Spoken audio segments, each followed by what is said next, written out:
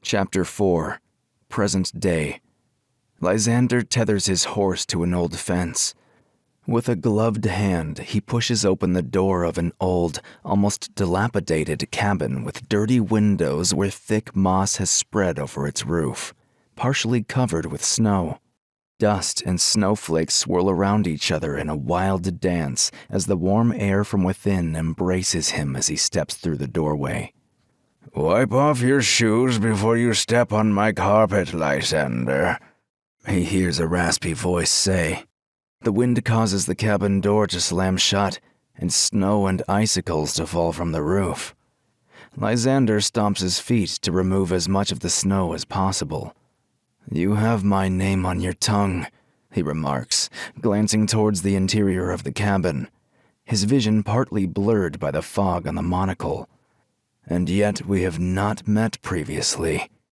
The heavy scent of burning candles and wood, mixed with the smells of various herbs, tickles his nose as he takes a deep breath, despite not needing to breathe. Strings hang down from the rafters, decorated with crow's feet, small and clean bones, and dried bunches of flowers, their stems spreading in different directions. He pushes a few aside with his hands as he directs his steps to a table where a figure sits, leaning over bird bones and shimmering stones of varying colors. A cowl covers the figure's face, and the hands protruding from the large puffy sleeves are sinewy, scarred and wrinkled. "I have been waiting for you for 20 years, Lysander Duleon," the raspy voice replies again. He cups his hands and picks up some bones, bringing them to his mouth and whispering something inaudible before letting them fall on the table with a thud. Although Lysander cannot see the man's eyes, he can sense he is being watched, and that the man is also surveying the pattern the bones create across the table's surface. "Then I suppose you also know what I am, as well as the purpose of my visit," Lysander says as he runs the tip of his tongue over his sharp fangs. The old man's head moves slightly in his direction, and momentarily, Lysander can make out his green eyes glinting under the darkness of his hood.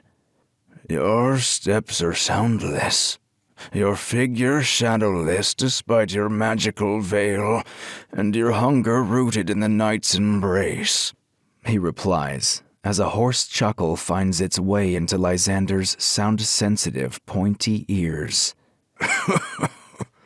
"Your inner rage pierces the disguise, and the monster you hide stares back at me." Lysander stops in front of the table and grabs the back of a chair opposite the man with both hands. The mystic is said to be skilled, but his behavior borders on hidden madness. Lysander says not as he pulls out the chair with a loud scraping sound and takes a seat. His lips take on a dark smile, his head tilted to the side. "I am looking for a certain item," he says, dragging his index finger across the table and looking disapprovingly at the gray dust grains on his glove. "A soul shard whose blood-red polished surface holds a dark god encased within," the man murmurs, spreading the bones in front of him with his fingertips and drawing invisible patterns across the old wood. "Aye, you seek to tame the ancient being?" A cackling, nearly maniacal laugh bursts from the mystic's throat, and as he throws back his head, the hood falls to reveal a narrow, furrowed face with stubble, pale green eyes, and shoulder-length white hair that must have been thicker once upon a time. "Most of those who perform the ritual walk through the gates of death," he continues, a drop of spit flying out the window of his lower teeth. The smile on Lysander's lips spreads with a mocking hint at the corners of his mouth. "I am already dead, old man." "You're not the first vampire to try to consume a soul shard. Perhaps you will be one of the few who survive the ritual. Darkness resides within you. Black as the surface of the sea during a still night, when not even the stars dare to show their faces. Lysander thoughtfully grasps a shimmering purple stone and examines it intensely. The color evokes memories, painting the picture of Helena gently caressing his face with a red rose.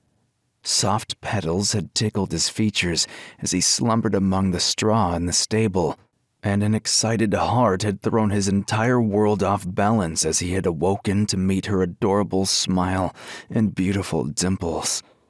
She wore a purple dress in the golden glow of the afternoon sun. When she had taken it off, the shame of his social status had been shed, replaced by love in its purest, deepest form for the young woman with the rose perfume. Her warm fingertips had painted untold stories across his skin, and her searing kisses had left invisible marks across his mouth, neck, and collarbones.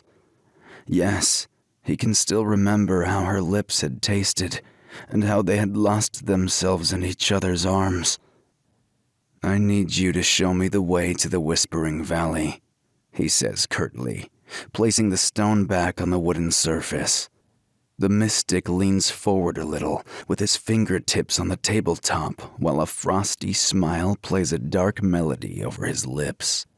In your features, I can see the atrocities you committed against the two other mystics you encountered along your journey," he says, hissing with laughter. "You carry some of their carved bones in a small pouch in your pocket. They pulse with the magic you have stolen from them. Their bodies mutilated. You keep them alive from a distance using the black arts you possess. The magical charge from their souls and the bone fragments triangulated my location and brought you here. Your footsteps are the first ones to enter this cabin as a guest."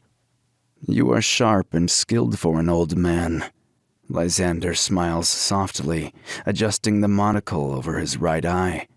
With a calculated slow movement, he reveals a dagger hidden under his coat and pulls it out of its sheath. With one of his fingers, he strokes its black blade, dark as a starless night, and stares at the man. "I suggest you follow me of your own accord, or I will bend your mind to my will."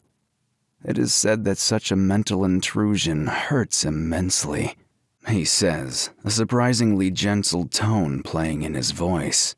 The mystic chuckles hoarsely and gets up slowly. His legs are thin, his back crooked, shaped by the passing of time. His fingers close around a walking stick. Straining, he shuffles over to the vampire now standing. "My body is weak, my boy," he replies, coughing. "No matter what choice I make, I will perish, either by your hands or by the disease that is ravaging me from the inside." He puts a bony hand on Lysander's shoulder and squeezes it a little. "I do not know your reasons for seeking the power of an evil god. All I know is that your lost love spirit would be tormented if she saw what you have become." Lysander firmly removes his hand from his shoulder. A gasp accompanied by a squeal of pain escapes the human's lips as the vampire nimbly grabs his little finger and snaps it off. "Keep your mouth shut," he says in a low, menacing voice, staring with icy, twisted eyes.